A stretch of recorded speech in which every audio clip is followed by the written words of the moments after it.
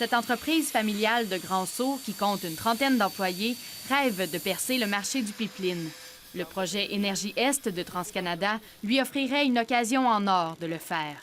Ça fait une dizaine d'années déjà qu'on court en Alberta pour essayer de rentrer dans la chaîne d'approvisionnement pour l'énergie. Fait que là qu'on ait un projet chez nous, c'est encore plus intéressant.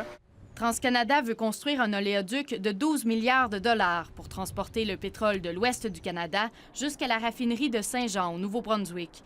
Ici, le projet reçoit un meilleur accueil qu'au Québec. L'élément qui fait pencher la balance en sa faveur au Nouveau-Brunswick, la création d'emplois. Durant la phase de construction, TransCanada prévoit créer environ 2000 emplois par année durant 7 ans. Et cet argument suffit pour que plusieurs élus appuient le projet. Le premier ministre du Nouveau-Brunswick apparaît même dans une vidéo promotionnelle de TransCanada. Le maire de Grand-Sault aussi. Appuyez Énergie Est. Richard Keeley se trouve dans une position délicate, car il est aussi le directeur régional du ministère de l'Environnement pour la province.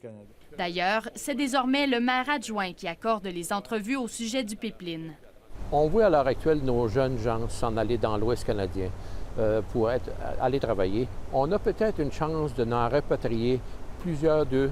Disons que ça n'a pas été chose facile d'appuyer un projet semblable parce qu'on sait qu'il peut y avoir des dangers. Mais on s'est dit, après longue discussion, que Grand-Sault n'était pas là pour juger de la sécurité du pipeline. Un peu plus au nord, la ville d'Edmundston, elle, n'a pas utilisé cette stratégie. Les premiers tracés de TransCanada passaient en plein quartier résidentiel.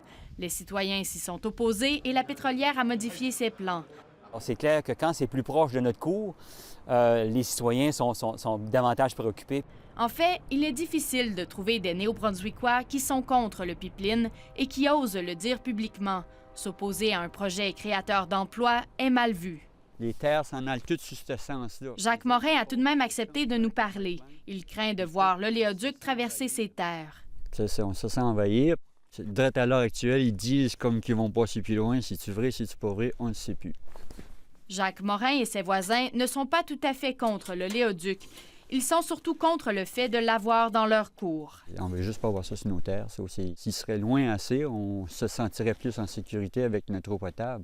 Le projet d'oléoduc n'a pas encore vu le jour, que la promesse d'emploi fait déjà rêver de nombreux Néo-Brunswickois et éclipse d'autres considérations. Ici Marilyn Marceau, Radio-Canada, Drummond.